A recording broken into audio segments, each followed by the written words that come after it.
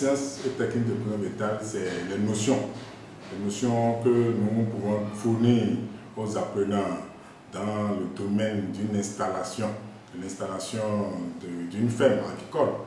Et si vous voulez conduire certaines cultures, quelle que soit la spéculation que vous voulez, les techniques de production, les systèmes de culture, tout ce que vous pouvez faire pour pouvoir mieux gérer les ravageurs qu'on appelle la protection des cultures, et c'est de l'installation quand même jusqu'à la récolte. Voilà ce que nous donnons pour cette filière et toutes les notions fondamentales que vous pouvez avoir et d'autres pratiques pour pouvoir mettre en œuvre ces notions d'installation, de conduite de culture jusqu'à la récolte.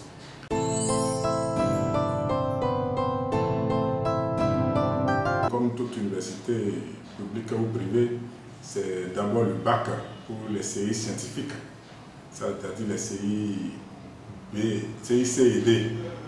Et spécialement dans le domaine agricole, il y a ouverture vers le DEAT. C'est un diplôme que ceux qui ont fait le lycée agricole peuvent avoir par rapport au niveau 2 de ces lycées-là. En plus de ça, il y a ce qu'on appelle passerelle. Ceux qui ont déjà fait la première année ou qui passent en deuxième année dans une université, surtout en CBG, chimie, biologie, géologie, ou d'autres filières telles que la géographie et autres, qui sont quand même des filières scientifiques et même en sciences économiques. Ceux-là peuvent aussi intégrer la formation en sciences techniques et production végétale.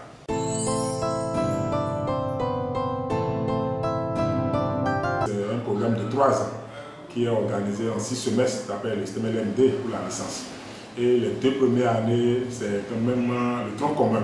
Quelle que soit la filière choisie, ils vont faire le tronc commun pour les 2 années. Et là, il y a les notions fondamentales, il y a les notions de spécialité, les notions de culture générale qu'ils vont faire dans les 2 premières années. C'est en 3e année qu'il y a la spécialité choisie et c'est là qu'il y a les notions dosées dans cette spécialité pour pouvoir mieux, dans le contexte maintenant, pour pouvoir mieux conduire une culture, mieux installer une culture, les suivre jusqu'à la production, jusqu'à la récolte. Et je crois qu'à ce niveau-là, il faut finir par un rapport, une soutenance. Et cette soutenance maintenant, c'est un projet professionnel. On les accompagne pour pouvoir séjourner dans les structures d'abord, pour pouvoir produire un projet qu'ils vont défendre. Et les APAP, la particularité, c'est que les APAP les accompagnent pour pouvoir chercher le financement pour ces projets-là aussi. Et dans les 3 années, il y a les stages pratiques qui sont organisés. Il y a d'abord les tâches professionnelles au niveau des écoles. Il y a les stages en milieu réel qui vont sortir de leur endroit d'apprentissage pour aller vivre les réalités du milieu. Et après les sorties pédagogiques qui sont aussi organisées pour pouvoir accompagner les notions théoriques qui sont données au niveau de l'enseignement.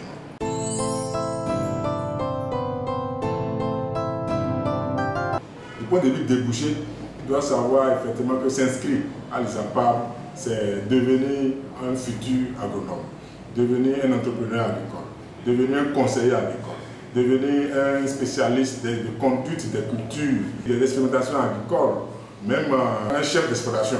Donc tout s'apprend ici au niveau des APAP. Mon conseil à leur endroit, c'est de faire confiance à les APAP et de savoir que la formation théorique et pratique est organisée ici et ils sont obligés eux-mêmes de mettre la main dans la pâte pour pouvoir avoir des expériences qu'il faut et être utile au milieu professionnel. L'avantage également, c'est qu'on ne finit pas les APAP et attendre forcément que l'État te recrute. Tu peux t'installer toi-même à travers tes expériences, tes formations, même le projet dont nous parlons pour les APAP, chef de financement pour accompagner. Les APAP est quand même en relation avec beaucoup de partenaires sur le plan national et international, ce qui permettra à ces apprenants, à travers leur projet, de s'installer et d'embaucher d'autres personnes et lutter contre la pauvreté et le chômage.